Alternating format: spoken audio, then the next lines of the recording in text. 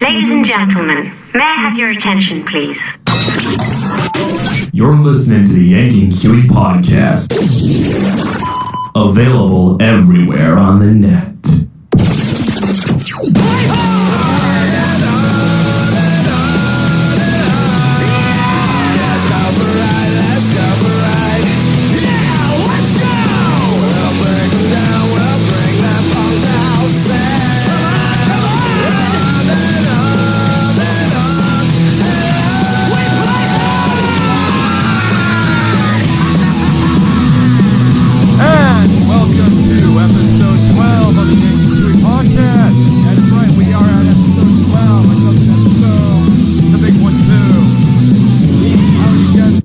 I'm doing awesome.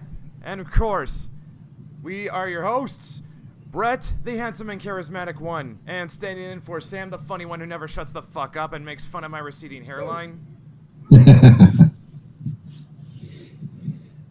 Deantay here. Hello, everyone.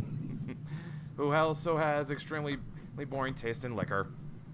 Yeah. We've been over this. Could be worse, though. But yeah, also, I forgot to mention this last episode, but changed gears with here's the intro using Play Hard by Unusual Subjects. But yes, I am gonna keep plugging my buddy's band until they make it big, because I'm that kind of friend. And then, seriously, why are you guys not listening to Unusual Subjects? They are the most original band in, like, ever. Yeah, they are good. Yeah, I definitely had the privilege of watching them. But you know what? Let's get to the meat of the episode. But as is our custom, Deantay, how's your week been? It's been pretty good. I actually picked up some Blu-rays that were on sale at a store that isn't known for selling them, so I consider that a good score. Got what did I actually get? I got the original Musketeers movies with Oliver Reed and all of those. Christopher Lee, which was quite good. Picked them up for $6, so I'm quite happy with that. Anything else? No, that's my exciting life. Brilliant! Yeah, yes, I got a soundboard, guys, and I'm having fun playing with this thing. But, yeah. And how's your week been? Well, we still had to deal with the heat wave, but the good news is the skies have started to clear up. Oh, cool. Yeah, but recently I got into Stan Sakai's seminal work, Usagi Yojimbo. Don't think I've heard of that. And it's a comic book that is set in feudal Japan, except it's dominated by anthropomorphic animals, and the main character is a rabbit Ronin. Okay. It sounds like it's goofy, but it's actually very contemplative and introspective. Yeah, might as well look that up. Yeah. A rabbit Ronin. Yes, his name is Usagi Miyamoto. Interesting. Yeah, it's actually very, very good, and Usagi Yojimbo's actually done a couple crossovers with Teenage Mutant Ninja Turtles, which was how I sort of discovered the series. Oh, nice. Yeah. Those Ninja Turtle comics are actually quite violent. Oh yeah. Oh, the original ones, yes. Yeah. People did not know this, especially if your introduction to the show, the introduction to Ninja Turtles was through the '80s cartoon, which was goofy as hell.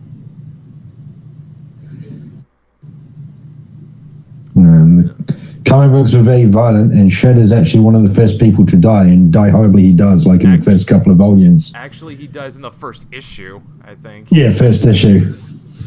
Yeah, after that, the Kevin Eastman and Peter Laird didn't really have any plans on what to do with the Turtles. Like, they didn't really give him a nemesis. Like, they killed the Shredder that bad. Like, they completely wiped out the Shredder in the first issue, and it wasn't like until Return of the Shredder that they really kind of really found their feet. That's what I meant to say. That's more or less when we started getting the Ninja Turtles we know and love. Yep. Or at least we started getting the stories that we're familiar with, because the Return of the Shredder, if you've ever seen the original Ninja Turtles movie, it's basically a shot-for-shot adaptation of that story arc. Yeah. Then the second one, they tried to go off on their own and it didn't pan out well. Yeah, it had mixed results. Well, in the third one, they went back in time and it got really, really stupid. Really, really goofy. Yeah. Speaking of Ninja Turtle movies going goofy, I actually saw Out of the Shadows a while back, and I actually kind of liked it. I don't touch those movies, I'll be honest. Yeah, I mean, like, let me put it this way: it's at least more sure of itself. It at least knows what it wants to be, and it came across to me like they were trying to make a live-action version of the '80s cartoon, like. And surprisingly, Seamus was not bad in that movie as Rocksteady. Yeah. Has he done any other movie roles? I don't know, but now I'll say this: Seamus' acting not great, but he doesn't fail. Fair enough. Yeah. I really liked Usagi Yojimbo, and I'm still kind of reading through it, and I would totally recommend people check it out. But yeah. But I guess if we got nothing else, I guess we should just move on to what we planned on doing for this week. Deantay, you mind taking the helm? Me? Yeah. What exactly was it we planned on doing this week, Deantay? Well, first I thought we were going to be talking about Cable, with now that Josh Brolin's look had been released. Yeah. Yes. Yeah. And yeah, I saw like I don't know what they call it. I guess I'll say production photos, for lack of a better term. Basically, Ryan Reynolds tweeted out pictures of what Josh Brolin's supposed to look like as Cable, and you know what? It looks good. Yeah, it does. It was actually really good. Yeah, like it. And then they had we also got a Domino's first look, and she doesn't look too bad either. Yeah, I guess. She doesn't look too bad. Okay, I didn't say she looks good. She doesn't look too bad. Yeah, you're entitled to that. I'm honestly not digging it. I mean, like, I see what they're going for, but you know what? I'm gonna say it. Domino did not have a problem that was hard to work around. Like, this is a character that they could have gotten away with casting any actress of any ethnicity, because in fact, if I remember correctly, Domino was actually in the last X-Men cartoon, Wolverine and the X-Men, and I think the actress that played her was Asian. Let me put it this way. Yeah. All you gotta do is cover the actress in white body paint, and nobody's the fucking wiser. Yeah, I know. Yeah, she had that. And she also had the bit of blackface paint as well. So, yeah, anyone could have done it. That's all part of her mutation and shit, but yeah. Yeah.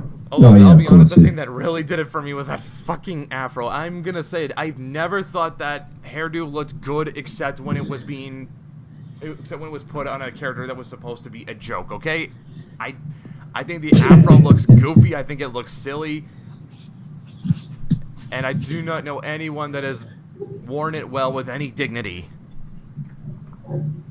Now, there was that one little debate we got into, because you sent me the video, Yep. and the guy was saying, Domino, she's this flirty badass. And I remember being smart and smug, but honestly, I cannot remember being overly flirty with people.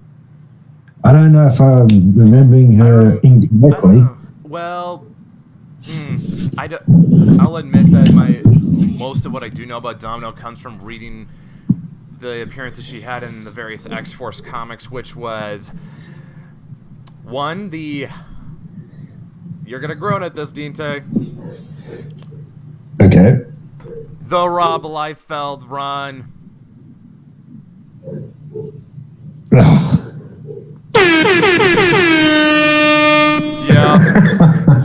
Yep, I do. Yep.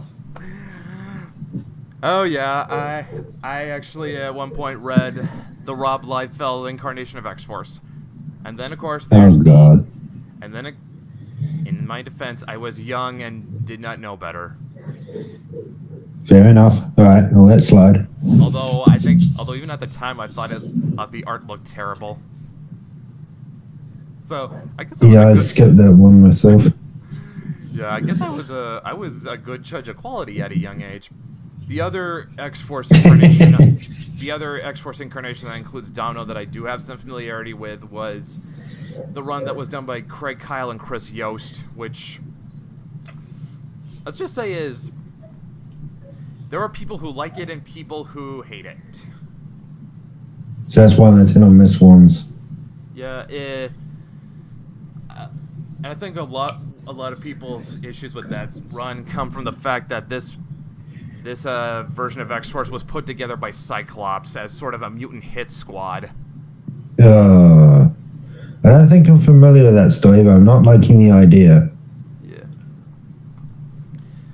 Yeah, it included Wolverine, Warpath, Wolfsbane, Archangel, X-23, some guy who had a crazy healing ability. His name I forget. Oh wait, I think his name was Elixir. Also had Domino. Elixir. Yeah, that was his ability. He could heal, and it was like Omega level or something. And it also had Domino, and I think there was someone else, but the name escapes me completely. And well, yeah. I don't remember much from the Liefeld run, but I do remember that Domino and Cable were definitely intimate. Oh yeah, that's happened a few times there in Cable. Yeah, but as far as with the Craig Kyle and Chris Yost version, she was I think the best analogy I can come up with. She was like Trinity from the Matrix. Right, yeah. Yeah, like they sort of portrayed her as like kind of like Trinity, and like she's always like super confident and super capable. Yeah, that's a pretty fair thing with her. A little bit on the flirty side. In fact, there was like one miniseries they did called X-Force Sex and Violence. Exactly what it says on the tin, and there's like several pages of Wolverine and Domino fucking each other. I've actually heard about that. Yeah.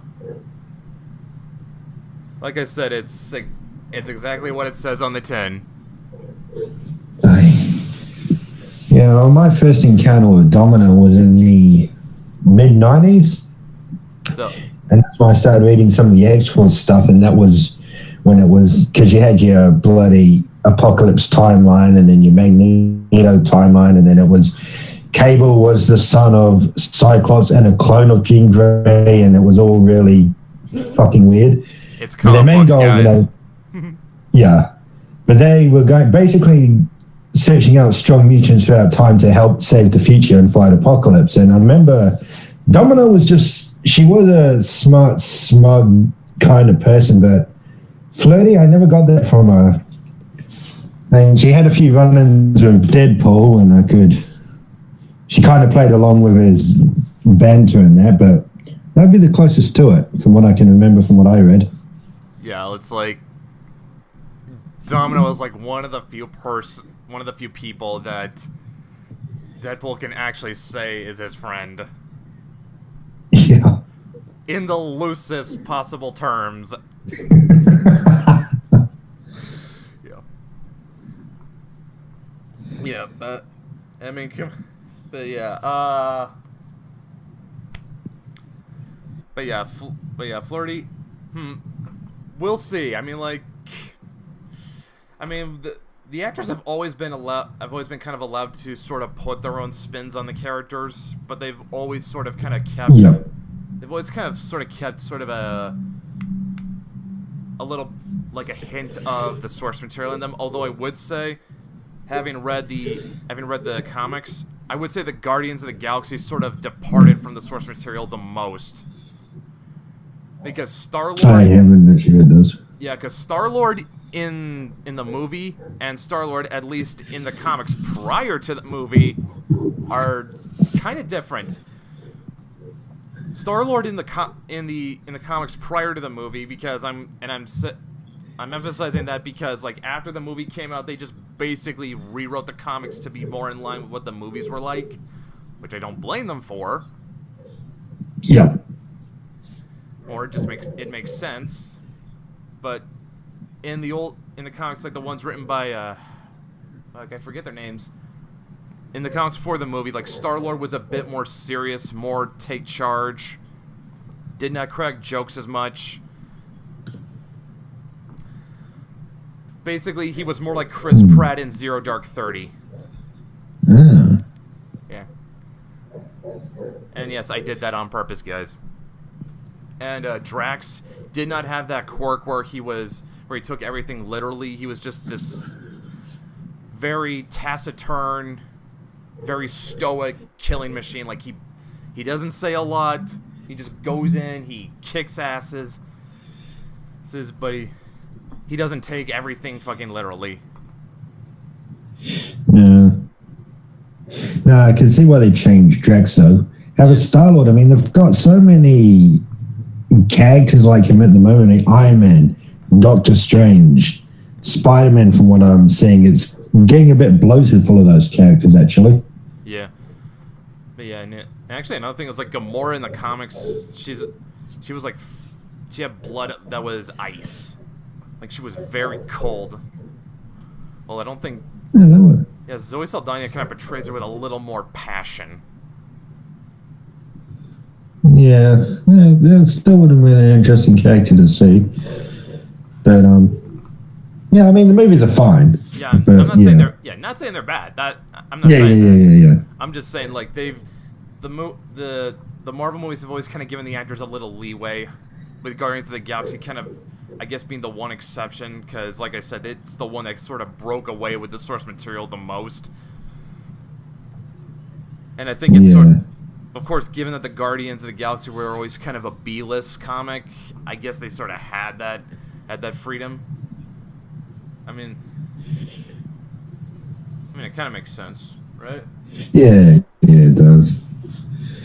Of course, with Guardians of the Galaxy being as successful as it was, it's also kind of had the unintended consequence of them rewriting the comics to more or less fit with the movie's vision of what the characters are like. So now, when you read Guardians of the Galaxy, it's more like the movie. I guess that's why people would turn to the comics, because after seeing the movie, that's probably what they'd expect. So yeah, like I said, it's not a move. It's not a move I begrudge them for doing. It would make sense to do that, and it's not like it erased all those old stories. You can track them down. They're still there. Yeah, that's true. They're still out. Have you seen the second Guardians of the Galaxy yet? I'm waiting for it to come out on DVD or Blu-ray. I'll probably get it on Blu-ray. Okay. It looks like it'll look great in Blu-ray. Yeah. There's the post-credit scene, and it's strongly hinting at Adam Warlock. I'm thinking, I don't know how they're going to make that work, because they haven't really given enough time if they want to introduce him for the Thanos storyline. Or is he just going to bypass that, and they're going to be doing him in the third Guardians, which kind of takes away the point of his character. I'm a little worried how they're going to pull that off now. Well, I kind of can see that, because on the one hand, you can't have Infinity War without Adam Warlock. He is a major part of that story. Yeah. Well, I mean, the Infinity Gauntlet. I have the trade paperback actually, and yeah, he is basically he's what gets everything going. He's the catalyst of that story. He gets all of Earth's heroes assembled for it. So he has to be there. And although he actually was in the Guardians of the Galaxy in the old comics, he was a member. I know, but see, the way they set it up in this post-credit scene, he's actually going to be going after the Guardians of the Galaxy themselves. I'm thinking, how the fuck are they going to make this work? I mean, I can understand, Infinity Wars is coming up. Here's Adam Warlock. But they've setting him up to be an enemy. It's like, not too sure how this is going to play out. I think part of his origin was that he was created by this cult or something to be the perfect being, like the space Ubermensch. That's what they're pretty much doing at the moment. Yeah. Actually, I take that back. He was created to be like this cult space Jesus. Okay, he's not a cult space Jesus, I can say that much. Yeah. But he's meant to be this ultimate soldier type thing. This ultimate being. Yeah, this ultimate being. But it seems like the setup is he's intended to actually go into the galaxy and stop them. Now, we got Infinity Wars will be their next sighting, and that's going to be a 2-part movie, except the second part's not going to be called Infinity Wars. It's going to be something else. But it's supposedly carrying on the Thanos storyline, so there's a bit of leeway there to give him an arc, but there's not much. They're really cutting it close if they're going to put him into the Infinity storylines. Yeah. For the movie. I don't know. I think they're going to bypass it and just chuck him in the third Guardians as a antagonist or semi-antagonist, which. Yeah, I don't know. I really don't know how they're going to make this work. Well, I guess we will find out. We'll find out. But it's an odd way to set him up anyway. Yeah, I can kind of see what you're getting at there. Yeah. But we shall see next year how it plays out. Mm-hmm. But yeah, wow, we kind of lost the plot. Now we were just talking about Deadpool 2.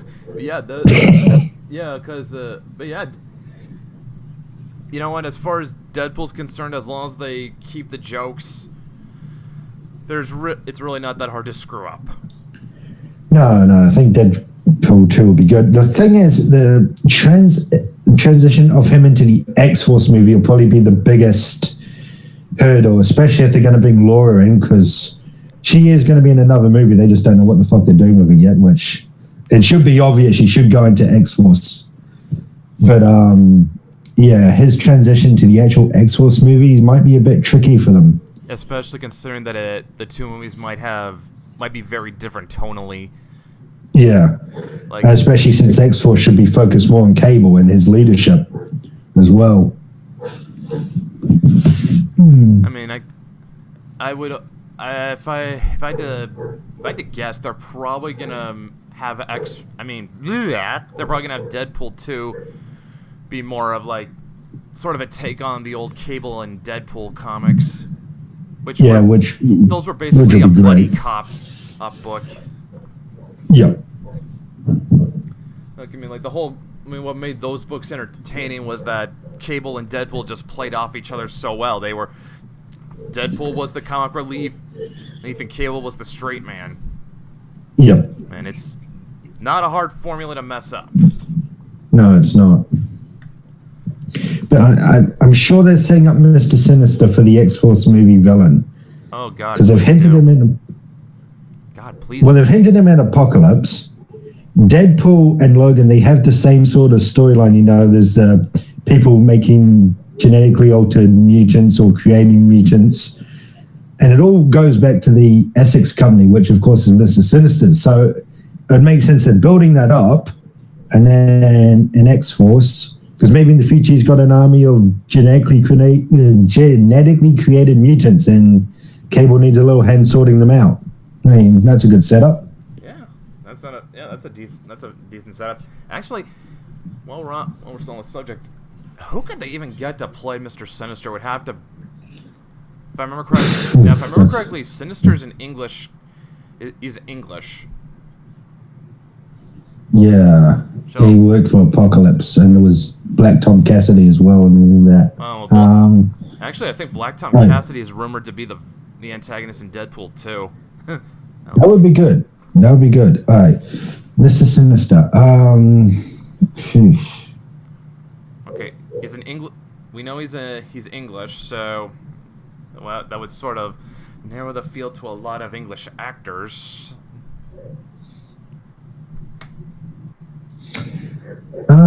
Depending on how they actually go about it, Charles Dance might be a good choice.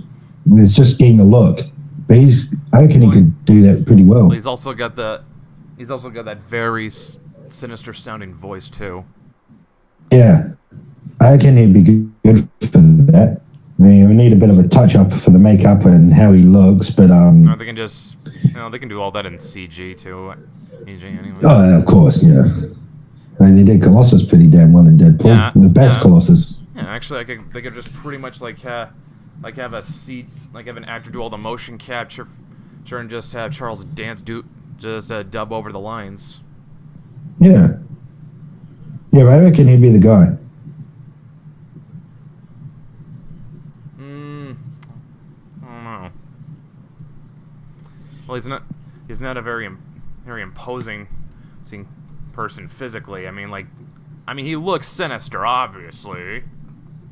Yeah. But it's not like he's got this imposing presence or something. Like, he's kind of a bit...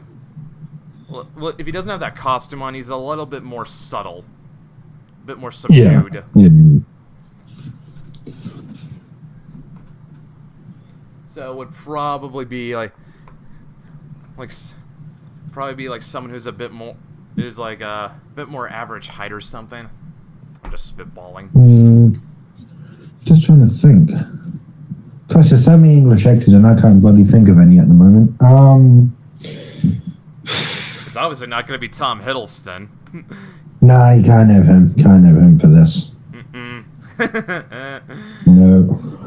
Yeah. Let's see.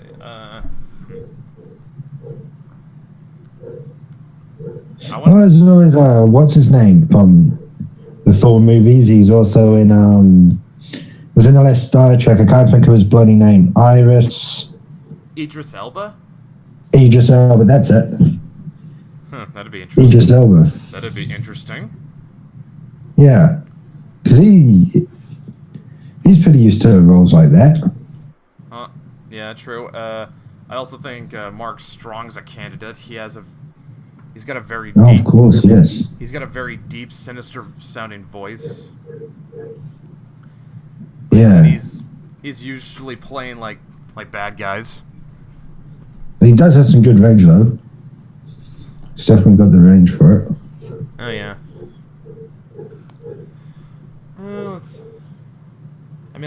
If you want to see basically Mark Strong's audition tape for Mr. Sinister, just watch the Guy Ritchie Sherlock Holmes. Yeah. Yeah, the character he plays in that is basically Mr. Sinister. Yeah, into the black magics and the dark arts and the big underground conspiracies and that. Well, also not just that. He's also got the intellect. He's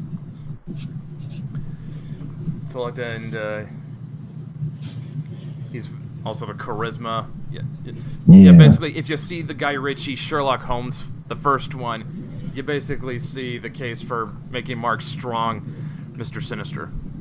Yeah, that's a good one. He should have been Moriarty, because I didn't like the guy that got to play Moriarty. He didn't fit. Certainly looked like a brainiac, I'll say that much. It just didn't... Yeah. Although I would say the worst version of Moriarty was that guy they got in the Benedict Cumberbatch show. He's just way too unassuming. I never really liked that version of Sherlock. Really? I couldn't get into it. I gave it a shot and I just couldn't get into it. And then they had that other stupid one with Lucy Liu and oh crap. Christ, that was horrible. Jesus Christ. Okay. Was it Elementary? That was it. Oh man. Although the only thing worse than, well, in your case, the only thing that's going to be worse than the actual show itself is going to be the fan base. They are, not to repeat myself, they are toxic, and oh boy are they. And a lot of them are full of chicks that want to ship Sherlock and Watson. Oh no. As if they do not get the nature of their relationship. Clearly not. Oh. Shit. Damn. Sure. You know what? Sherlock fangirls who ship Sherlock and Watson, I have something for ya. You just made the list!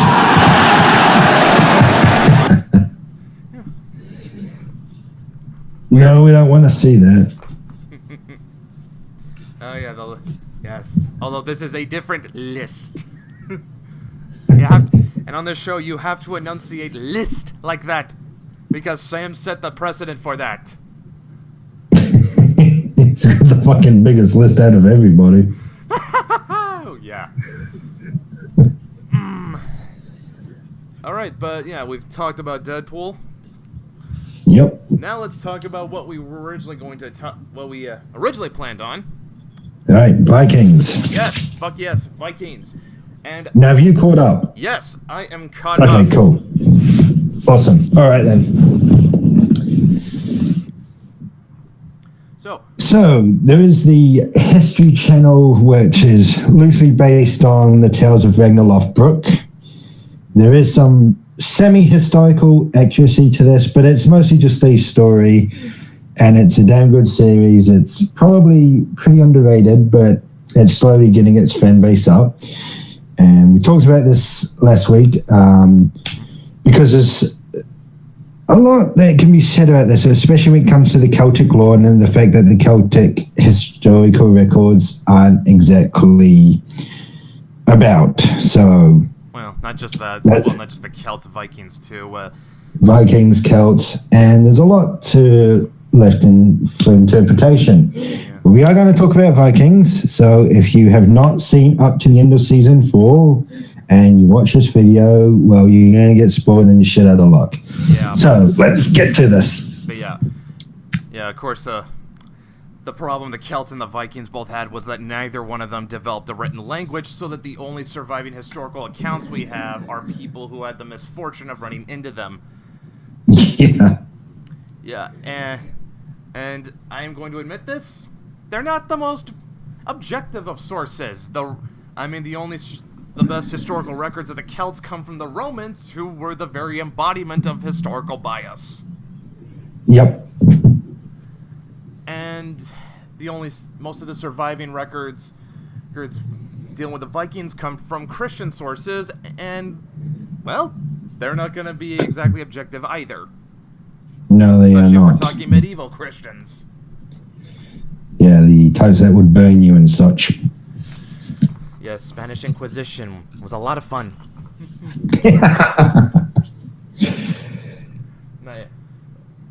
Although I would say the Vikings got it slightly easier because a lot of Christians also did translate some of their sagas and stories, and okay, admittedly, they read like proto Tolkien. In fact, if anyone knows anything, Tolkien based a lot of the stuff for Lord of the Rings off of Norse mythology. Yeah. I mean, Gandalf is basically what happens when you take Odin and Jesus and blend them together. It's true. Yeah.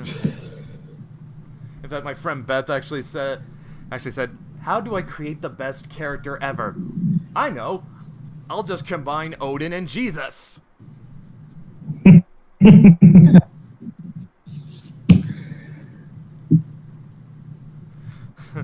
That would be something. Yeah. I will say where Vikings is concerned, they did take a lot of pain to at least get it as accurate as they reasonably could. Yeah. I mean, what I said last week, the way they handled Ragnar's death, because there's two versions of how he died. There's the famous snake pit, but there's also, I don't know how they got it, but there was tales that he actually died during the Paris raids. Now, in the show, he gets really extremely fucked up in Paris, and he never quite recovers from that.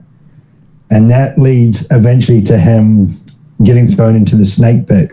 So I thought they handled that pretty well. They took both aspects and put it together as one, which was quite clever. Yeah, I mean, hell, you can even actually look at his defeat at Paris as sort of a metaphorical death, because, like you said, he never really recovered from that. That was basically his worst defeat.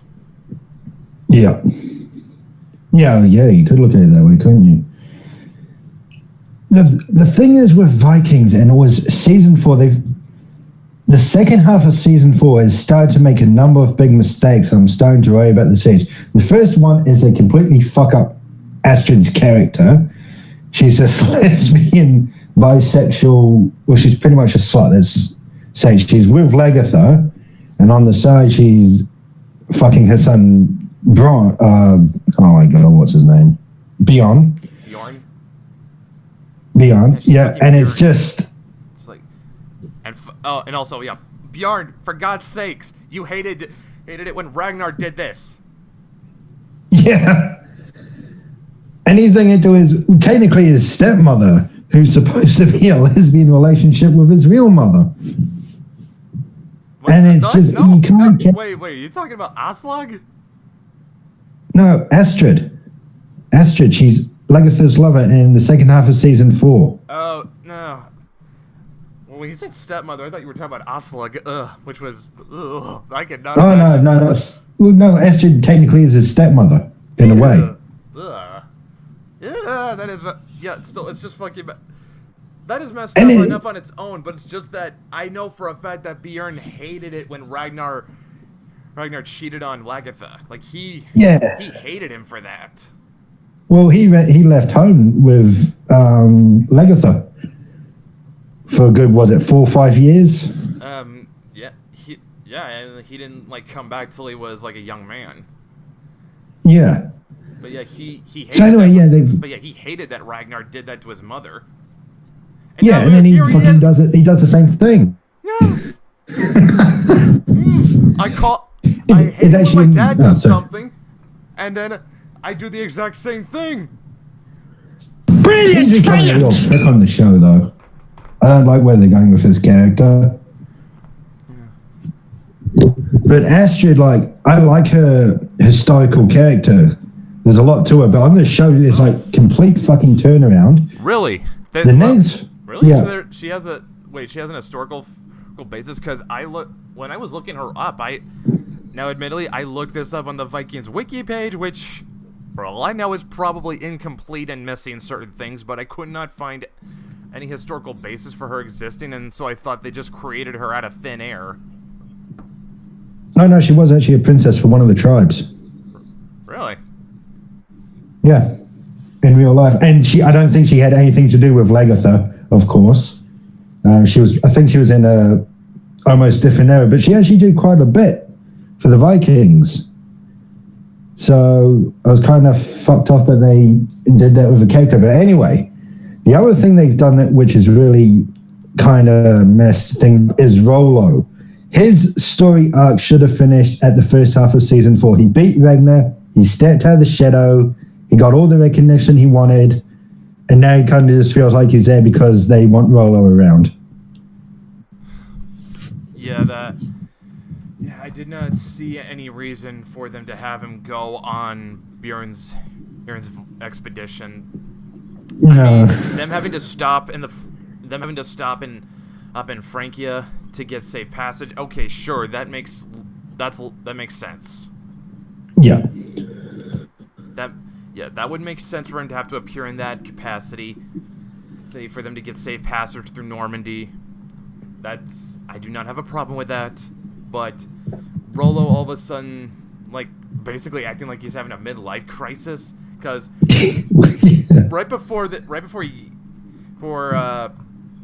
leading right up to him meeting Bjorn again, he looked like he wasn't enjoying being the Duke of Normandy. No. He was saying my heart's still that of a Viking and all this. Coulda. Who knows why they did that? Could have been the writers, could have been the suits, could have been what's his name, Clive Standen wanting a much larger role or something. Who knows? Well, he's got a much larger role in the Taken series. He actually plays Brian Mills. You can, yeah. So he's got his starring role over there, and Rollo's story, mid-season 4 was the perfect place to finish him off. And maybe they could have brought his son William in at a later date and made a reference to Rollo, but bringing Rollo back was such a stupid move. I mean, I like the character, don't get me wrong, but he's done as far as his story goes. He's about the only reason they could have had to have him appear on the show again was just in that one capacity where Bjorn had to basically parlay to get safe passage through Normandy. Yeah, I would have accepted that. Yeah. And maybe, showing his son William, and that sets up William turning up at some point down the track. Yeah, William the Conqueror. Yeah. Yeah, of course, should use that name, shouldn't I? William the Conqueror. Nice fellow. Really nice fellow. Yeah. Well, William the Conqueror is basically the reason why England as we know it exists. Yeah. And of course, the final fucking thing that he did in Vikings second half was kill Sigurd so easily without actually giving us the proper War of Ragnar's Sons when they divvy up England. I think, is it Wales he goes to? He becomes a Sigurd. Let me check it up on the Google. He becomes, is it Wales something? Because if my brain remembers correctly, is that Bjorn becomes a legendary king of Sweden. Yeah. Let's see, Sigurd, Great Heathen Army, blah blah. Faint retreat. I'm pretty sure he becomes a duke somewhere. Let's see. I'm trying to look it up. Sigurd inherited Zealand, Scania, Holland, the Danish islands, and Viken. Okay, it wasn't Wales. But still, it could have had those. Yeah. And then they fucking kill him. Yeah, that's just... Yeah, I'm thinking to myself, yeah, that's a little bit... that's kind of jumping the gun a little bit. And especially considering that Sigurd actually did have children, like... who did... Yeah. He had descendants that did become very... They did end up becoming very famous. Let me see. It does say the legendary Danish king... I apologize if I butchered the pronunciation on this. I'm not Danish. Well, I am a little bit, but I'm not... I didn't grow up in Denmark. No, that's right. Canute. Wait, is that as in Canute the Great? No way. No, it can't be It says Hartha Canute, and I'm thinking, like, is this like, what? Was this another name for Canute the Great? But maybe not. But yeah, Hartha Canute, legendary Danish king, claims he may have been a grandson or great-grandson of Sigurd, although neither is verifiable. Yeah, okay. Well, of course, I got the thing. But yeah, they killed Sigurd, and what's worse is it was Ivar who did it, and Sigurd and Ivar would have had to work quite closely at one point during the War of Ragnar's Sons. And I get the sort of tension they did, but yeah, I think they've jumped. I'm a little worried where Vikings is going to go now, especially after I saw the season 5 trailer, and it's Uber, and I think he's the other son, Bjorn. There's Bjorn, and they're teaming up with Lagertha, and it's going to be a fucking Civil War storyline. I guess that, which to a point would make sense, but... To a point, but... Because they're going to be facing Ivar and the other brother whose name I think is really fucking...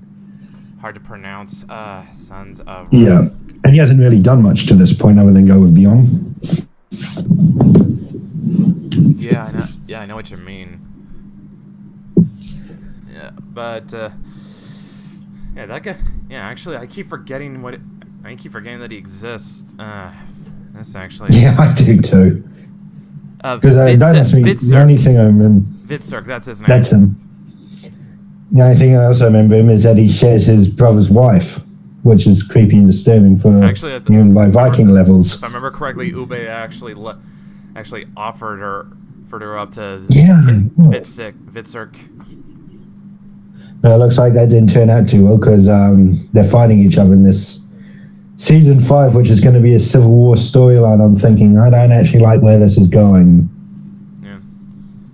Especially if you ask me, the logical story progression for Vikings should be Alfred retaking England from Ivar. Yeah. Well, they set up the bloody warrior monks at the end of season 4 as well. I thought, shit, this is going to be interesting. Oh yeah. So, you've got that. The warrior monks are fucking a storyline in of itself. Yeah, I mean that's gonna be good. But yeah, but it seems to me like the main focus should be on the war between Alfred and Ivar. Oh yeah, I mean you had your fucking foreshadowing when they're playing the chess, and each one was outsmarting the other's moves. Yeah, and if I remember correctly, Alfred beat Ivar.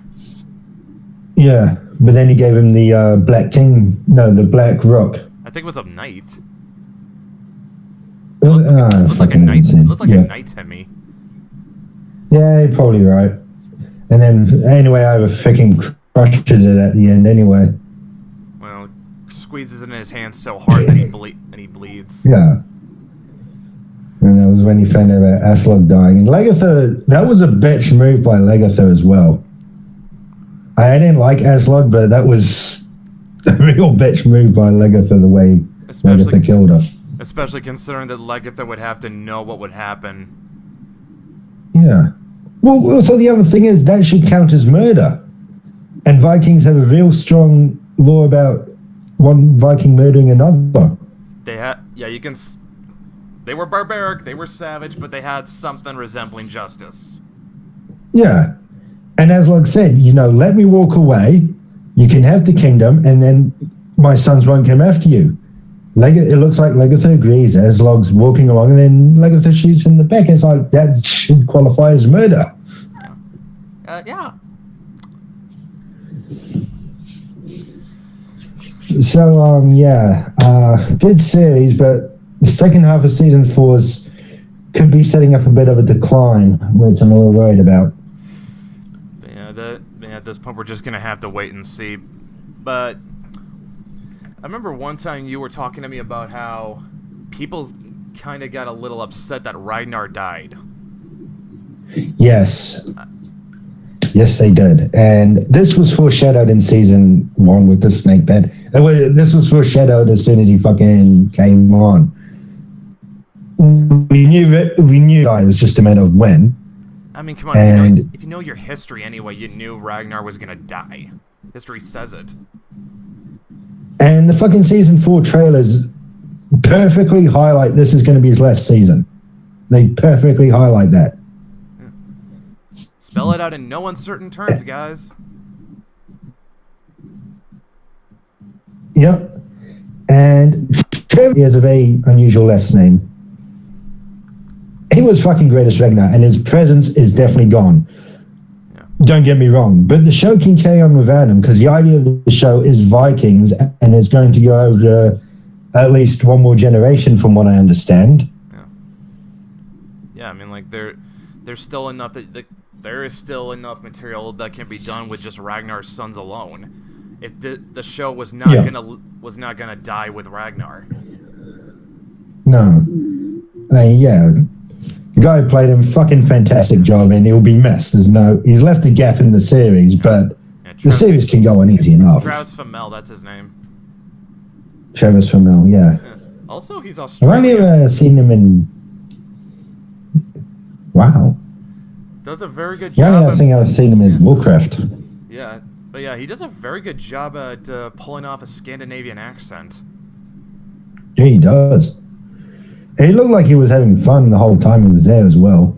Who wouldn't have fun playing a Viking? Yeah, that's true. Yeah. Now this is something I talked about with Deantay last week after we stopped recording. And this is something that is purely for my own self-indulgence, something that just something done as a one-off episode that I think would at least that would at least kind of help flesh out something about the Vikings. Now, for those of you who don't know your history that well, Vikings, they were warned to never go into Scotland.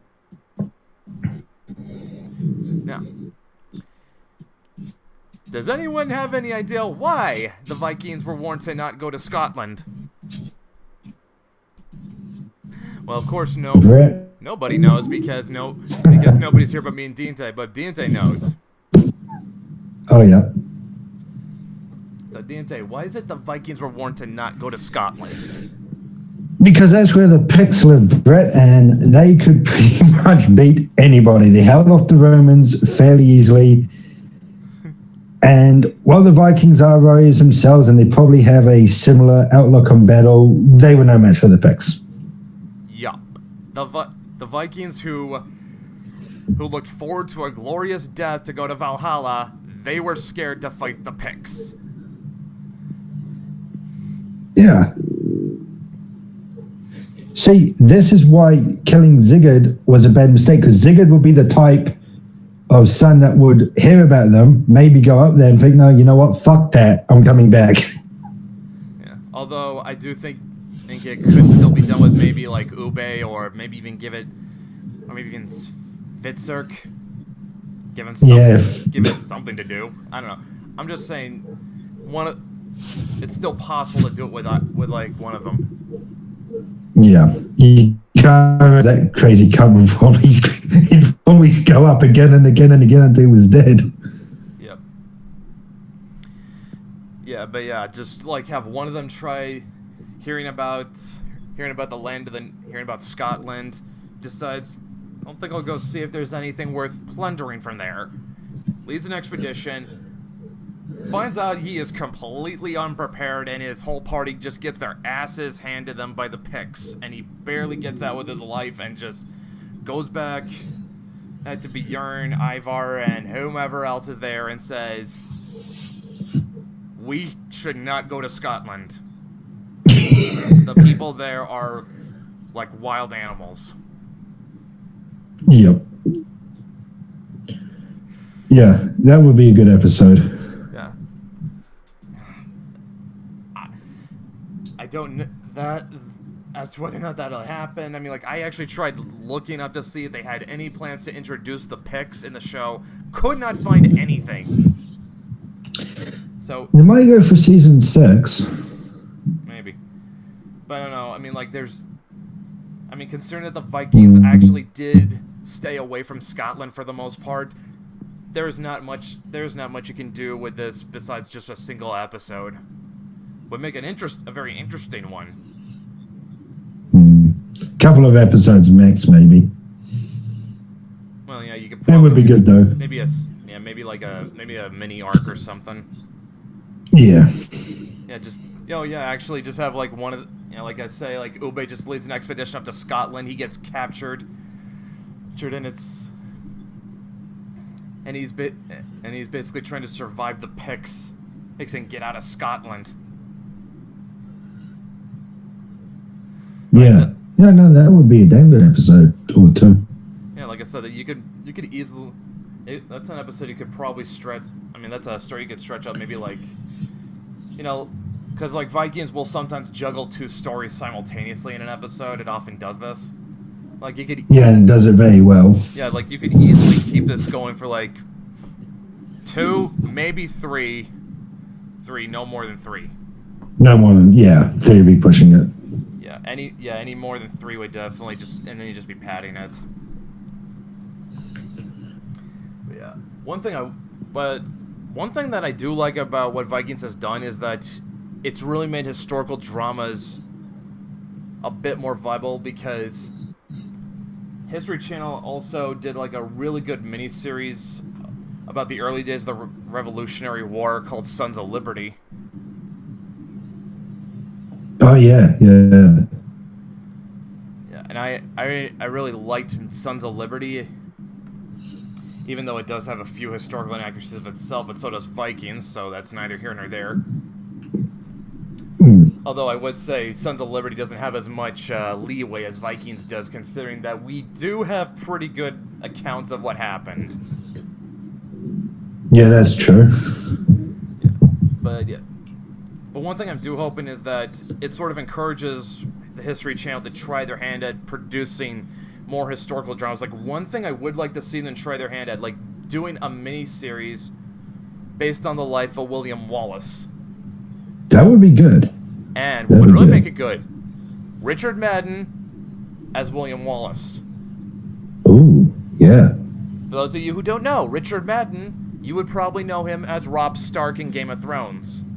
And it works because Richard Madden is a Scotsman and he's actually from the same area as William Wallace. Yeah, that would work. Yeah. That definitely work. Because they butchered that fucking story in Braveheart. I hate that movie. I hate that movie.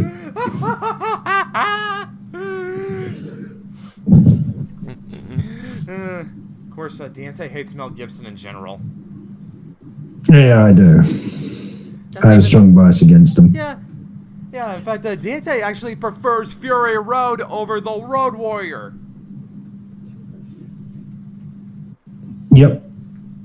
The Roadway is a damn good movie. It's no denying that. If it wasn't for Mel Gibson, and yes, this is a completely biased opinion, I'm not going to fucking deny it, but if it wasn't for Mel Gibson, I would probably take Road Warrior over Fury Road.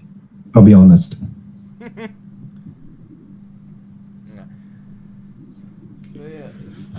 But yeah, I mean, like, a miniseries based off William Wallace, that would be cool, especially if they can have Richard Madden play William Wallace. I'd be totally on board with that. Yeah, that would be a fucking good choice. Yeah.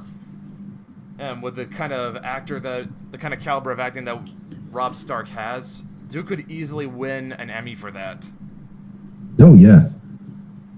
Yeah, because he is... Sam told me that he's of the opinion that Richard Madden was actually a much better actor than Kit Harington. Which is no slight against Kit. He's the guy that plays Jon Snow, guys. Yeah, I know. I just think he does have a very bland way of acting at times, though. Especially Richard Madden or Kit Harington. Kit Harington. Because I've seen him in his other movies, and Jon Snow is a safe character for him. Jon Snow is an extremely safe character because it plays within Kit's range. Plays to his strengths. Yeah. He's a very bland... Yeah, I've seen him in his other movies, and even in Game of Thrones now and then, there's just this very bland feel about him. But yeah, Sam told me that, like I said, he's of the opinion that Richard Madden is a better actor, and well, admit, it's hard not to agree with that. It was kind of hard not to prefer Rob over John, because Rob was definitely the more proactive. And he had the charisma as well. Yeah, and it kind of seems like anything John does, it's more due to the fact that circumstances force his hand. He's not a very proactive character. No, he's kind of just going along with whatever situation he's thrown in. I mean, he takes control, but Which I sort of get why it wants to portray John as someone who's not actively seeking power. I get that. Yeah. But I think it's either the way they wrote the character or the way Kit Harington acts, or a little of both. It kind of makes John seem very passive. Yeah. Whereas with Rob and Richard Madden, there's no doubt that he's playing someone who's very proactive, very take charge. Does not let the situation does not let circumstances sort of push him along or pull him along. Well, this is a guy who takes command. Yeah. And he was in pretty damn well as well. Yeah. So yeah, like I said, with the kind of caliber of acting Richard Madden has, and if it was written well enough, he could easily win an Emmy for this, and it would probably be like one of the highlights of his whole career. Especially considering that William Wallace is basically a national treasure out in Scotland. Yeah. Well, that's a damn good idea. Yeah. We should write to somebody who's organizes these sort of things and tell them to get onto it. Yeah. Another idea that would make for an interesting History Channel series, not a mini-series, like a whole series. It's like something like based off the Sengoku Jidai, although this one will be very difficult to film. The Sengoku Jidai is the Warring States period of Japan. Basically the stuff with Oda Nobunaga in it. Yeah. That would be good. It would be good. Thing is, they've done a lot of... It'd be good, but it would also... But like I said, it would be difficult to film. Because this would require a mainly Japanese or Asian cast. Yeah. And also, there's so many incarnations of those stories out there at the moment. From games to anime to fucking movies. Oh yeah, there's the there's the Dynasty Warriors version. Well, I say Dynasty Warriors, but really it's called Samurai Warriors. But it's the same basic game. Yeah, Samurai Warriors. It's the same basic game. It is, game. yeah.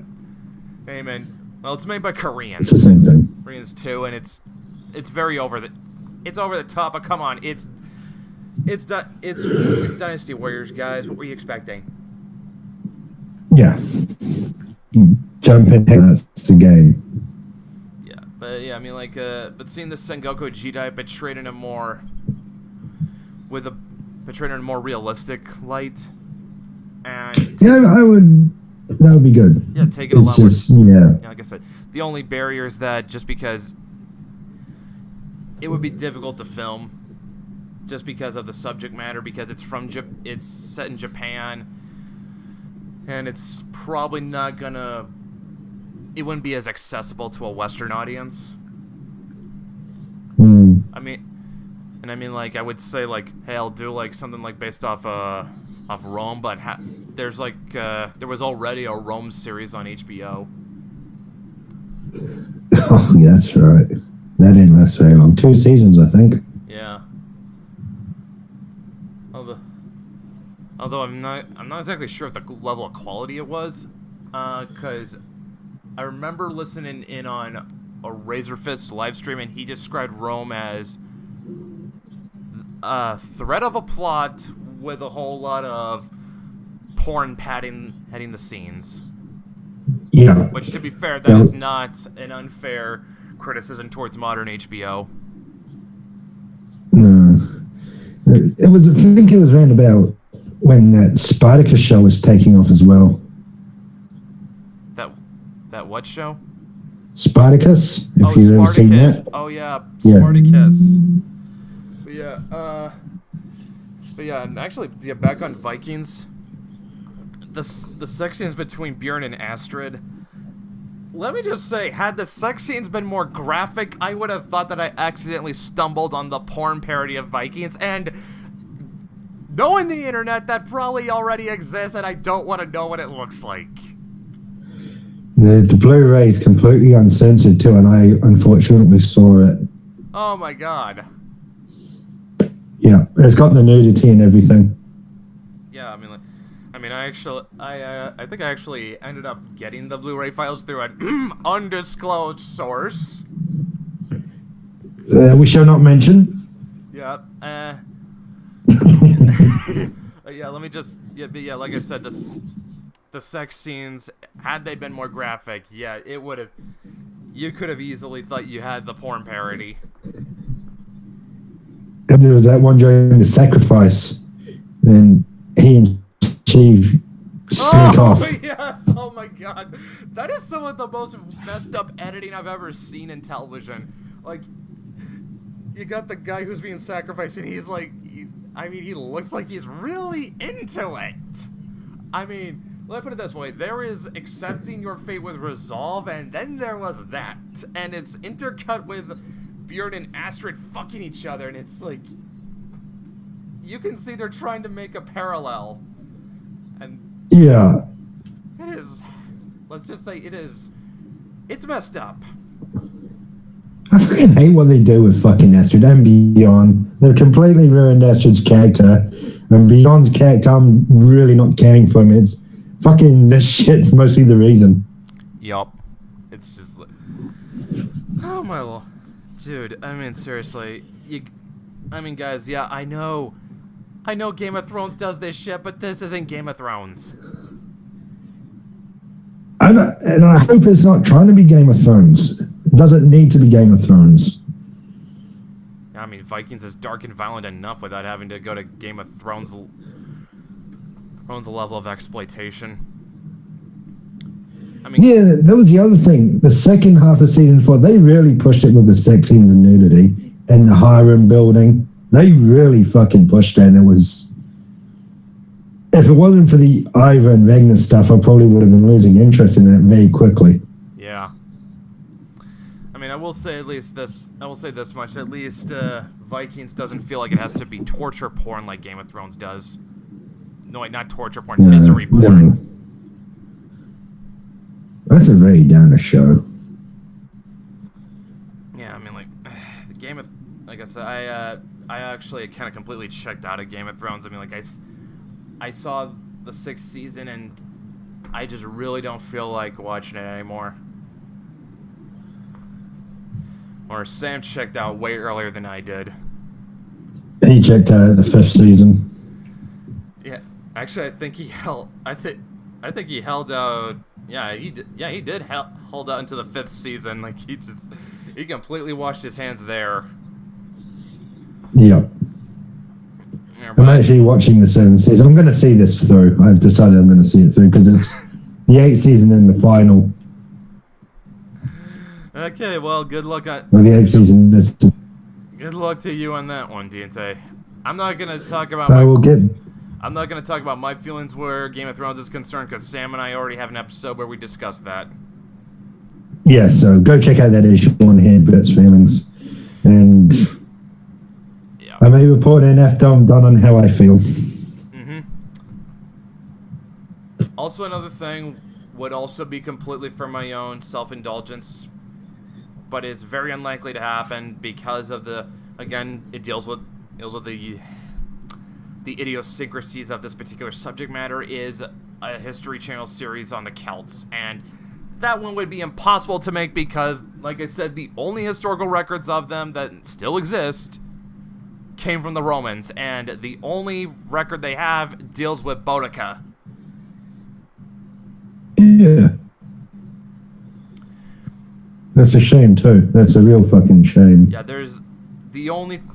a lot of the Celts' history has been lost, and pretty much the only thing that is meant, other than Boudica, has war with the Romans, the only stuff of the Celts that has survived is their myths, which are very vague.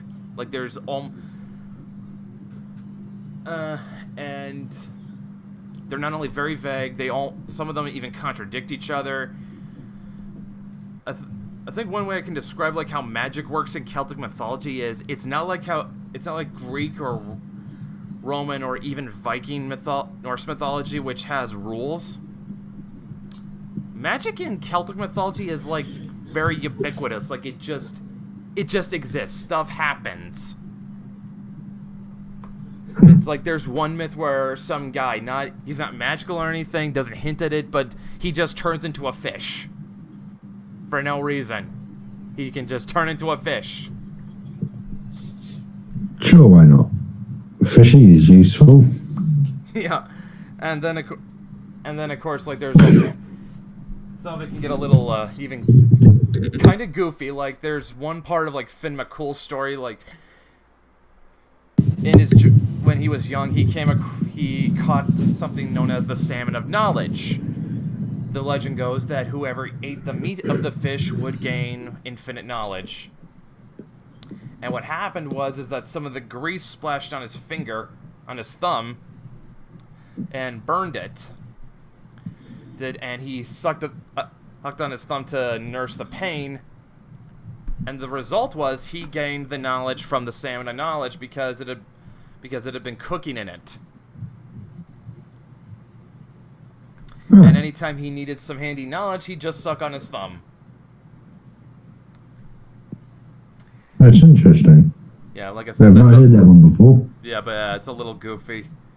It is a little goofy, but and then of course there's Kukulkan has this ability called a warp spasm, which is basically him hulking out and going berserk, to use a clumsy analogy. Never explained how he got that ability. He can just do it.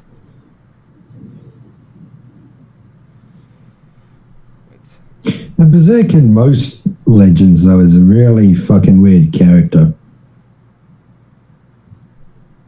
Yeah, I suppose so, but I mean, why is it? They basically go into rage and they can ignore their superior strength and they can shut out pain and they just completely annihilate whatever's in their path until they can do it or drop dead. And it takes a lot to kill them. Or supposedly it takes a lot to kill them. yeah, actually with the Viking berserkers, a lot of the information we have about them is it's hyperbolic. Like, they'll say things like these guys were completely insane, or like they were these engines of destruction. From what I understand, like how Viking berserkers could go into that fury, into that berserker state, was use of drugs, yo. that would explain it, actually. That would explain it. That's a logical explanation. Yeah, there was a thing berserkers would use called a berserker mushroom. It would put him in this drug-induced state that would make him go frenzy and all. Yeah, that would do it. That would definitely do it. And when you're tripping, when out on shit, you can kind of ignore pain. Yeah. Well, yeah, your body doesn't respond to it as quickly. Yeah. And it's almost like complete adrenaline. Yeah, pretty much. And the use of drugs to like have visions and stuff, like that's very well known. Yeah, well, that's the Indians with their peace pipe, and then they get the visions after it. We know what they were smoking. Well, yeah, not just that. Well, actually, what natives do a lot out here is peyote. Ah. Yeah, that's they have their vision quests. Well, actually, I think it depends on which tribe it is, but yeah, they'll have like these little peyote buttons that they'll take, and that's how they'll start tripping out and having their vision quests. Or super hot chilies in Homer Simpson's case.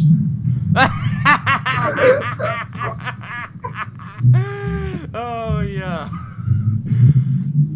I gotta actually look out to see if you can find a chili that'll make you hallucinate. Although I'm pretty sure you can't get it legally. Which is ironic since it's Chief Wiggum who gives it to him. Oh yeah, it is.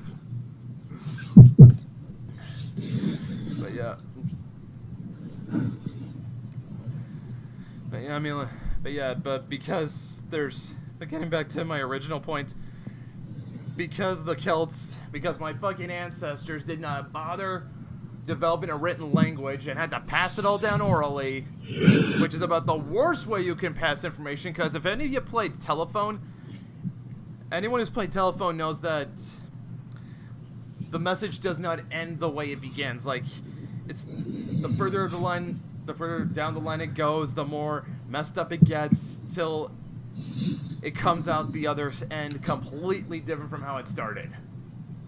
Yep. Skinner said the teachers are ready to crack Purple Monkey dishwasher. Yep. Exactly, and that's what happens when you pass your history down orally. Details get lost, people misremember things.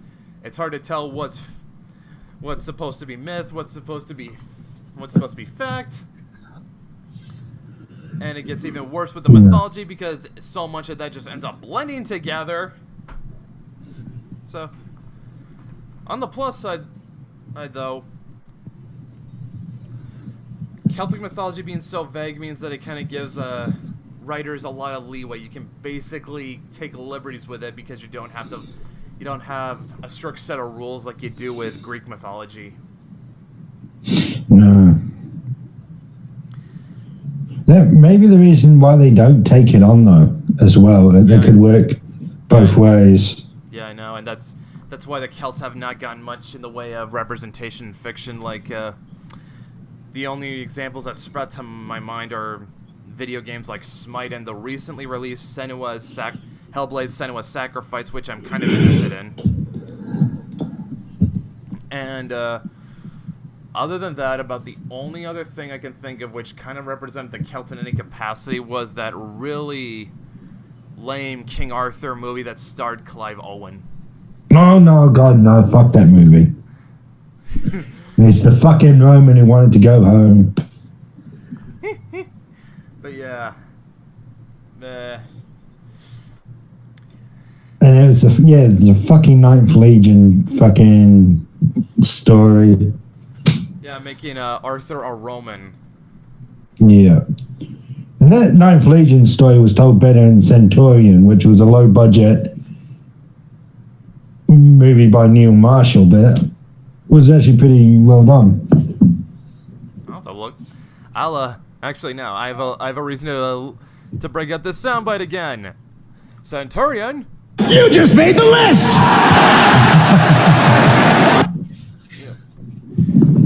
Oh yeah, you guys better be damn sure. You are damn correct. Right, I am going to milk the hell out of using the soundboard. In fact, I gotta keep finding more stuff to throw in. Because other than that, the only other soundbite I haven't used is Paul Joseph Watson's most famous line. I see he's quitting YouTube. Oh yeah, I heard about that because YouTube decided to be cunts and basically enact Orwellian censorship rules on their website. Again. Well, this time, these ones are worse. yeah, this is probably the worst they've done it up to this point. But let's not get bogged down in that. This is not that kind of show. No, definitely not. Let's avoid that topic. I retract it. Exactly. Yes, yes, YouTube and Google overlords. I don't want my channel getting censored so people can't find my videos. Yeah. But yeah, I mean, with going back to what I said, like discounting that really bad King Arthur movie. Ugh. It does not exist. No. Yeah. And this new one doesn't exist in my books either, because that looks fucking awful. Oh yeah, the one with Charlie Hunnam. I'll give him this much. He at least looks more regal than Clive Owen does. Yeah, right. Clive Owen's another bland actor, though. Yeah, like Clive Owen's only good at playing in a certain type of character, and if you saw Sin City, you basically saw what Clive Owen's good at. Yeah. He's the best at being what he is, and that's it. But enough about Clive Owen. Like I said, I've been interested in Hellblade, Senua's Sacrifice, and Smite's done a pretty good job of the Celtic gods they've implemented so far in figures. They've had the Morrigan, which is the Celtic goddess of fate, death, and war. They've had Cernunnos, the guardian of the forest. They've had Cuchulainn, and they're about to add Artio, who is a druid goddess. And I'm hoping they keep adding more. In fact, there's like a whole bunch of gods and figures I want them to add. Like there's Kromkruak, who's an old god who I don't know if he's a death god or something, but one thing Kromkruak is fond of is human sacrifice. And he is the serpent that St. Patrick kicked out of Ireland when Ireland converted to Christianity. There's something interesting that can work into his backstory. There's also Nuada, his thing is. I can't remember if he's a war god or something. There's Luke, who was the first High King of Ireland, also known as Luke of the Silver Hand, because his hand was literally made out of silver. Balor of the Evil Eye, who was a Fomorian, which was sort of a race of Celtic demons who I have a sneaking suspicion might have been in the Celts' depiction of the Vikings, because the Celts actually did run afoul of the Vikings on several occasions. And one thing Balor had was that he had this magical eye that anything it looked at just basically turned to cinder. Or it burned. Oh yeah, I'm familiar with that one. Yeah, burns everything it looks at. So there's an interesting ability to work in. There's also Epona. Yes, that's where Legend of Zelda got the name for Link's horse, a Celtic horse goddess. There's also Bridget, a Celtic goddess of fire. That could be fun to play around with. And of course, there is also my man, Finn McCool, the leader of the Fianna, which was the band of elite warriors in Celtic Ireland.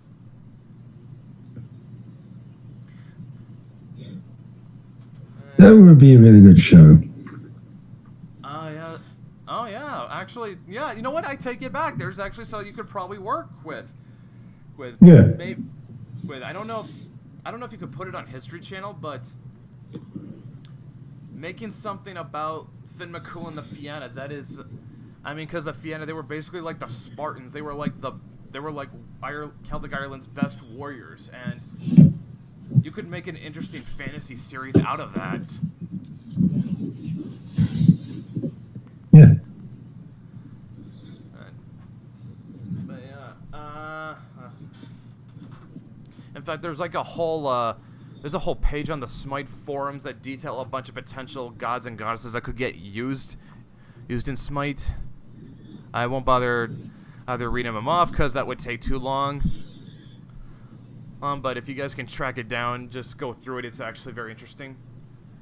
And there's even figures that from other pantheons they kind of overlooked. Like, I'm kind of surprised that they did not include like Prometheus or Atlas in the Greek pantheon, because that actually would have been fun to play around with.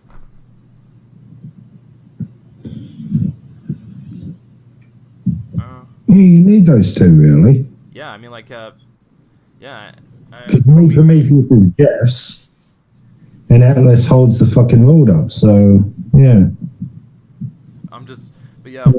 But yeah, I mean, just would have been really interesting, and plus, there's a lot of they put a lot of detail into designing the characters for Smite, because they'll even give them unique dialogue options depending on which character yours is going up against. Like, just as an example, let me pull up Fenrir.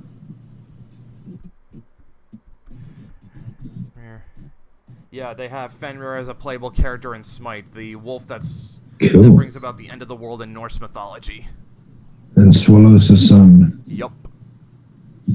But yeah, he's got a couple unique dialogue options with specific characters. Here we are. Let's see. Voice line. Here we are. Voice lines. Oh, and Deantay might dig this. In the game, Fenrir is voiced by Chris Sabat. Whom we all know as Vegeta, Piccolo, a bunch of other characters. Bunch of anime characters. Are. His voice stands out so fucking much, though. As soon as you hear it, you know it's him. Yeah, I know. Okay, here we are. Here we are. The directed taunts. Valkyrie meet when he's up against Freya. Not even you can stop me, father, when he's facing Loki. This is destined old man when he's up against Odin. Begone, Pop, against Thor. Your hand tasted delicious against Tyr.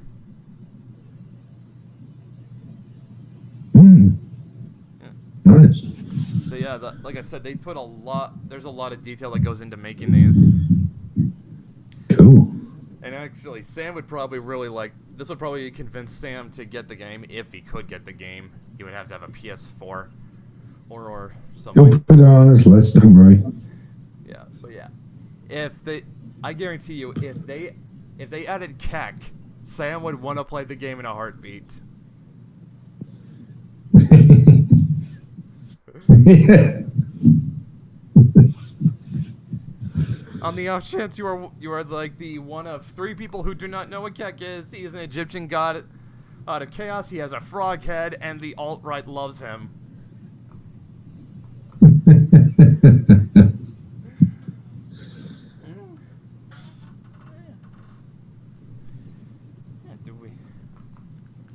Now, how long have we been going on? We have been going on for about an hour and a half. Cool. But yeah, and let's clear the air on anything else we got on our minds. Is there any other famous point in history that would make for a good History Channel series? Oh, Christ, there's a lot.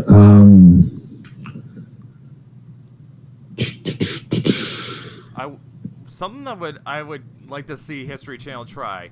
I dare them to try this. World War I from the perspective of the Germans. Or World War II. If you're really feeling bold.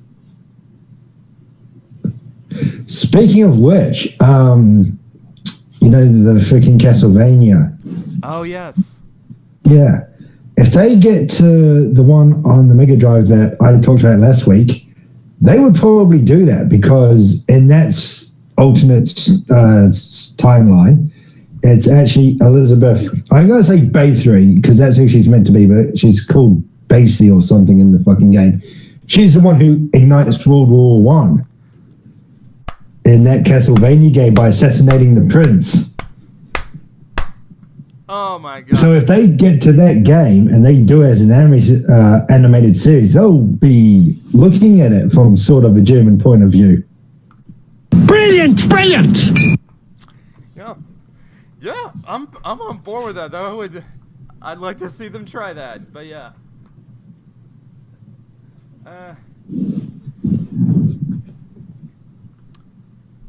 Hell, if there's any other, I want to say the Romance of the Three Kingdoms, but unfortunately that is a lot of what deals with the Romance of the Three Kingdoms is large. It's hard to separate the fact from the fiction in there. Like some of it. They've already done that though. There's a series for that. Really? There's a series to go along with the movies. Whoa, what? Wait, are you Romance of the Three Kingdoms, not Romance of the 12 Kingdoms? Which I know you really, really like. No, not the anime, not the 12 Kingdoms anime. I'm talking about the Romance of the Three Kingdoms. Just a moment, just let me go through my Blu-ray collection and get the movie titles for you. I assume this was a Chinese-produced series. Yeah. And I'm waiting on Deantay while he's watching his DVDs.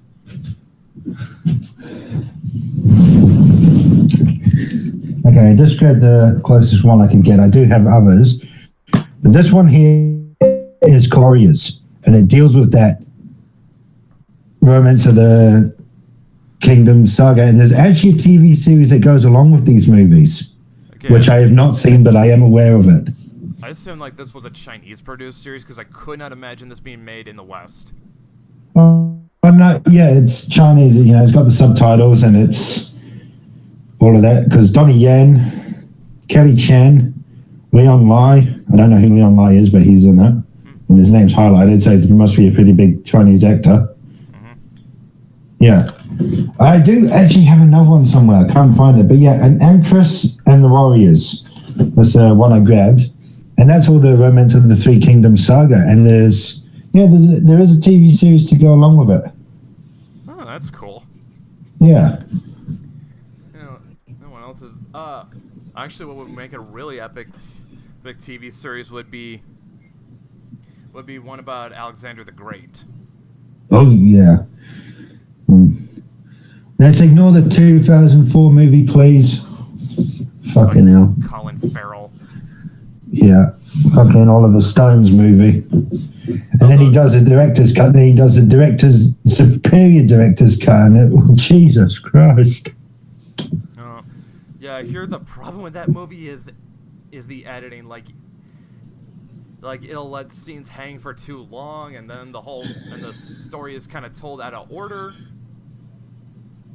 Yeah, it's extremely fucking bad movie. But yeah, no, Alexander the TV series, that'd be a good one. Yeah, that's such a big flashpoint in the history of the West.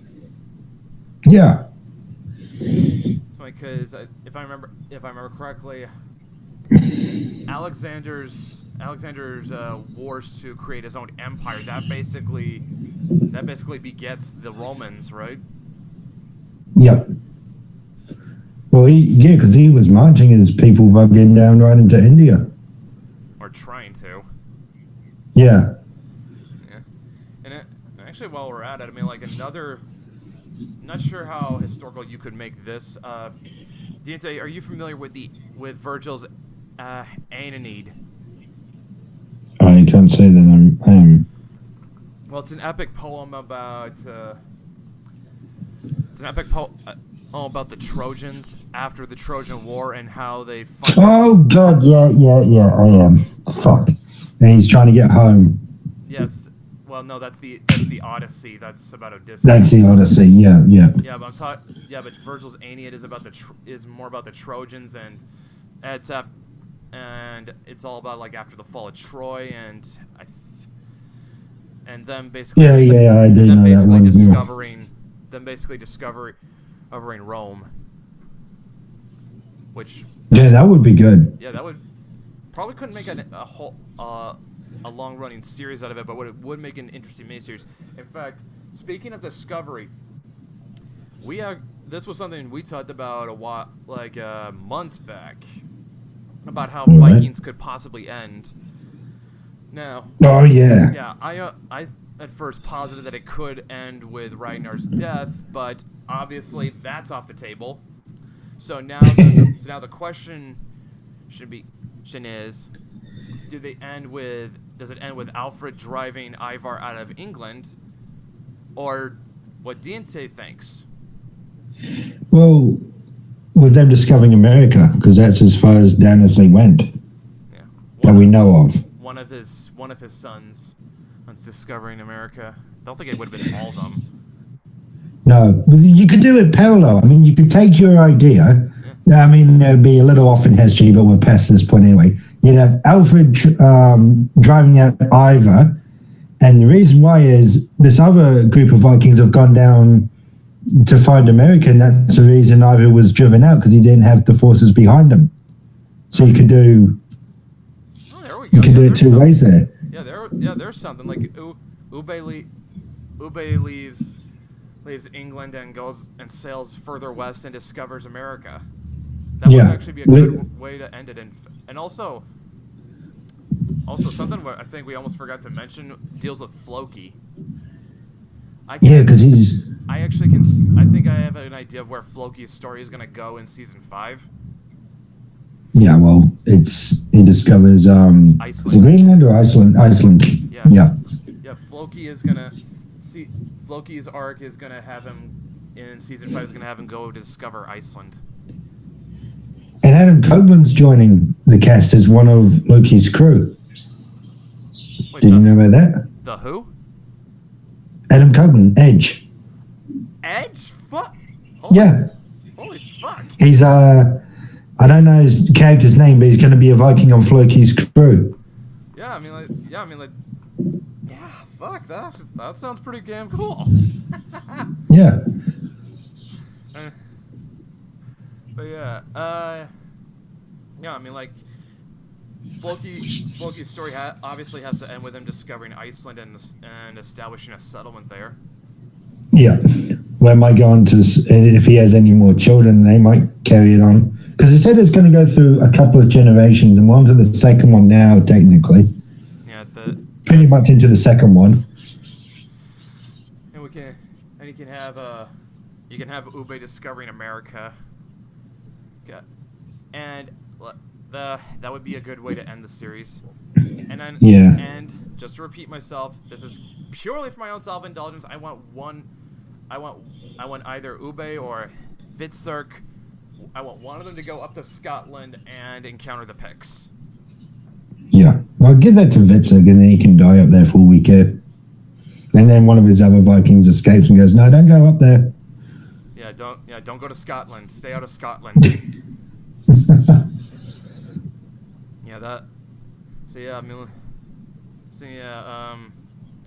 That's the fucking other thing they've set up in Vikings is that guy who thought he was Ragnar's son, but he wasn't, because Magnus. What the fuck are they going to do with him now? Because they've kind of screwed him around a bit too. I don't know. Yeah, that's actually. This was something I kind of got a little frustrated with because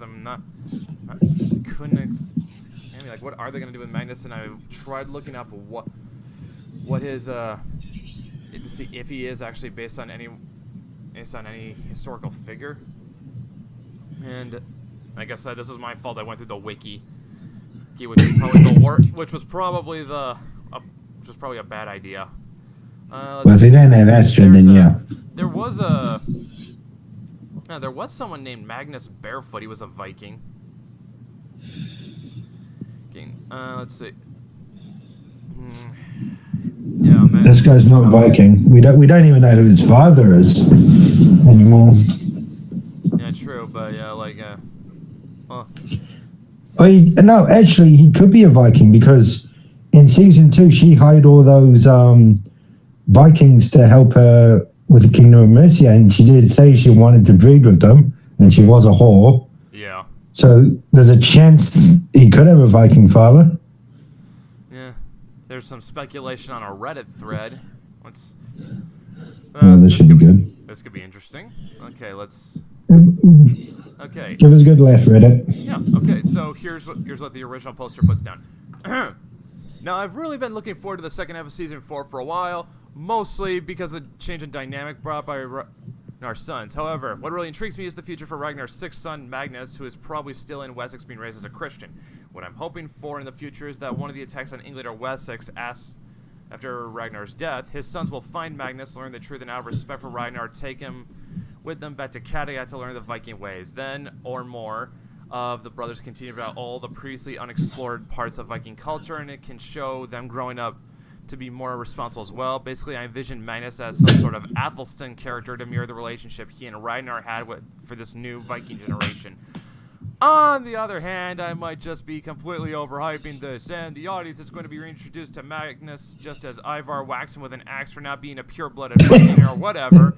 I don't think this would happen in the awesome clusterfuck that seems to be the second half of Season 4 either, but that could be a great thing just to see in Season 5. I also haven't read the sagas or any history relating to Magnus, so I don't know if he actually existed or is just a Hearst relation. I think it means Hearst invention. Hell, I never knew about Bjorn or Sigurd either. So what do you think? Could Magnus be the next Athelstan, learning to adapt to Viking culture, or could he just fall victim to Vikings Ramsey? TLDR, I think Magnus could be the next Athelstan character, blah, blah, blah. Okay, here's a comment. To be honest, I'm not even sure if Magnus is going to survive the second half of Season 4. Historically, there was no Magnus, Ragnar's son, so Hearst could do just about whatever he wanted with the character. I also haven't heard of any behind the scenes photos or talk of Magnus for Season 5, so I think they're either keeping it quiet or he's just not in it. If he does die, though, I doubt Ivar would kill him. I think it'll have to do something to do with King Egbert or King Alia. The only reason he's being kept alive now is to keep Ragnar from getting revenge for the settlement being destroyed. I actually recall King Alia saying, "I once swore an oath before God and all his angels that I would kill Ragnar Lothbrok," and then Magnus in Season 4, Episode 4. Season 4, Episode 15 is titled All His Angels, so that is as good as time as any to kill the two off. Let's see. Another comment says, almost sure Magnus is killed or dies in second half of Season 4. There are tons of behind-the-scenes pics or actors' Instagram accounts, while Season 5, Aethelwulf's family, wife and kids, and the Vikings families. No sign or mention of the character or an actor playing Magnus on either side. Nothing. King Alia probably kills him, or he has an accident. I was hoping for a great Alfred and Magnus close relationship, but guess not. more. Let's try to see if there's more.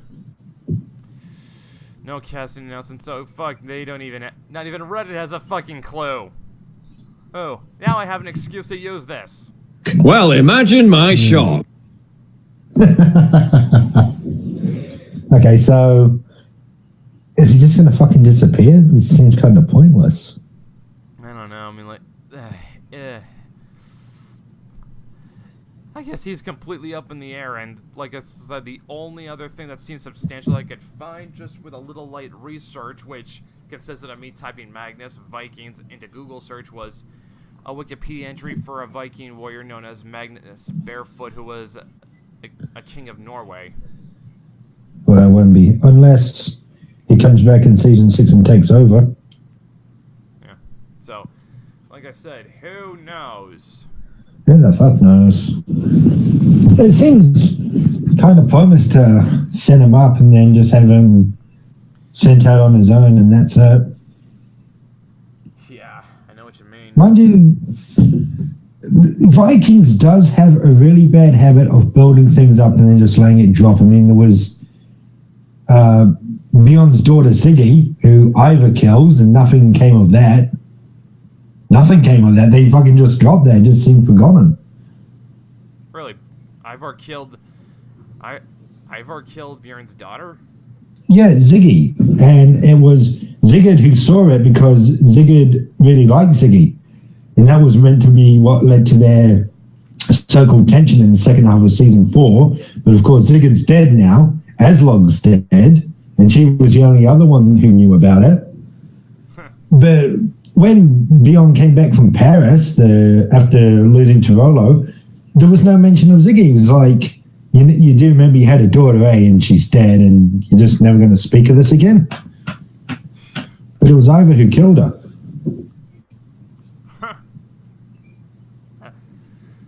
That little bastard.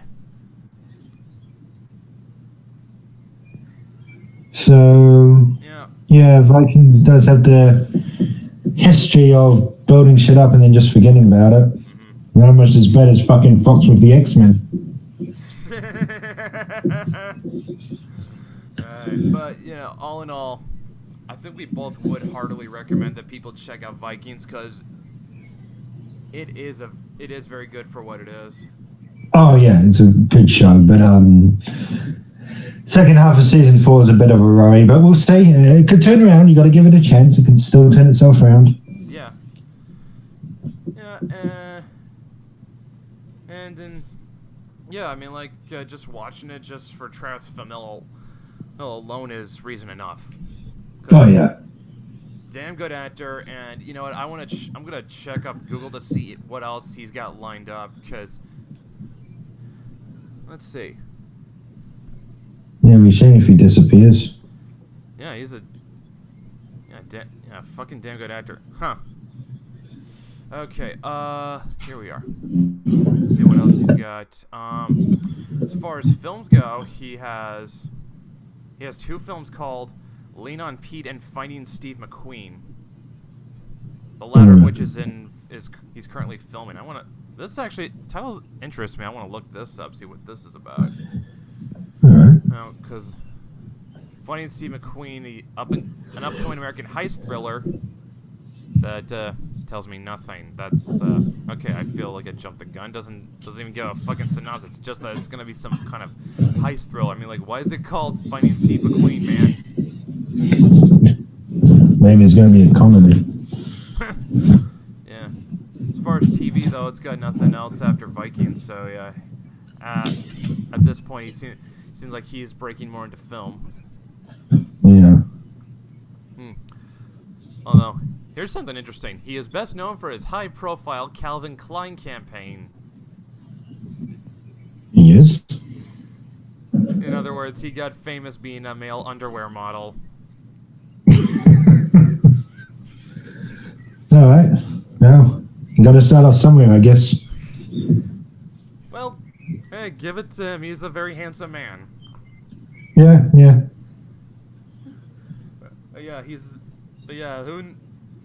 Kind of amazing. He goes from being an underwear model to being a very damn good actor. Can complete opposite of what Michael Bay's underwear models turn out to be. Okay. But yeah, Deantay and I, we just basically spent this whole podcast talking about Vikings, what we've thought of it up so far, where we're hoping it goes, what we also think History Channel could do, because given how well it's performed, and not doing more historical dramas would frankly be a missed opportunity for them, because for God's sake, what else are they going to do besides more episodes of American Pickers or Ice Road Truckers, which I find hard to believe is history. I thought that was on. Okay, I thought that was Discovery Channel. All right. I don't think. Fuck. Does anyone even watch Discovery Channel anymore, man? Well, The alien shit fucking got so tiring. yeah, but yeah. Seems like Vikings was just a major shot in the arm for History Channel, because up until that point, people forgot that it was called the History Channel. The only other thing that I remember being on the History Channel prior to Vikings in the last 5 years, which was actually good, was this one on the Crucifix Soldier, this documentary, which was really interesting. Trying to find out if the Crucifix Soldier actually existed in World War II. Ah. That was actually a good documentary. I gotta see if I can track that down, because the subject matter alone interests me. Oh, in fact, I think History Channel is actually working on a series based around the Templars. Oh, that would be good. Yeah. It should be good. That's a good. There's lots of good story opportunities based around the Templars, even though a lot of what's the stories about them are likely in all fiction. Yeah. But the stuff like in the Crusades, that stuff is interesting.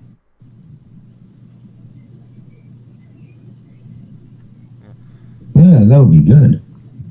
Yeah, I think I remember seeing. When's it coming out? Yeah, I think I remember seeing a trailer for that series on Facebook. Let me pull out let me see if I can pull up something.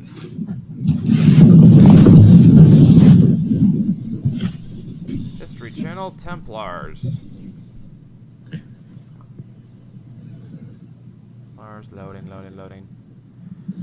Loading. Okay, it's called Nightfall. And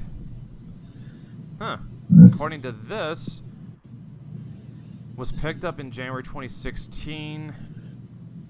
When is it supposed to come out? Let's see. Shouldn't be too far off.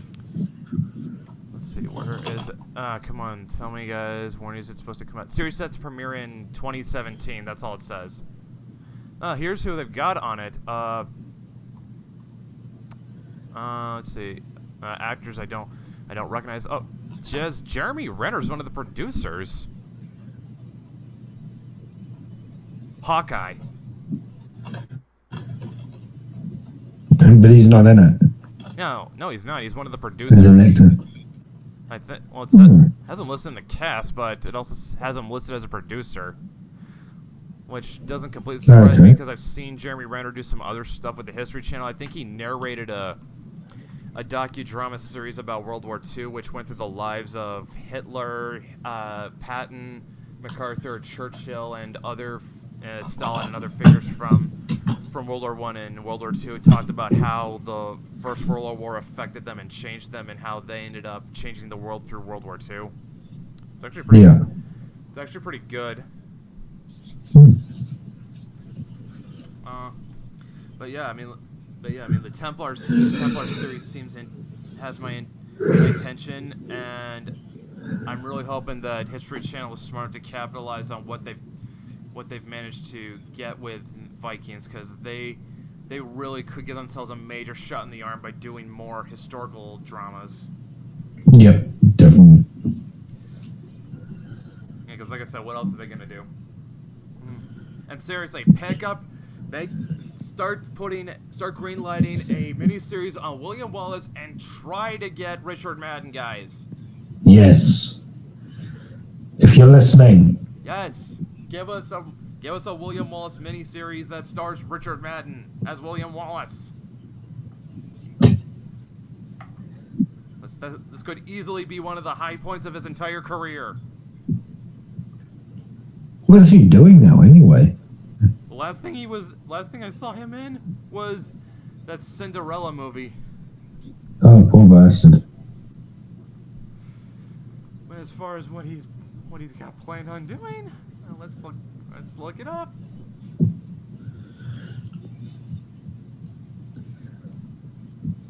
Okay, film and television. Was it?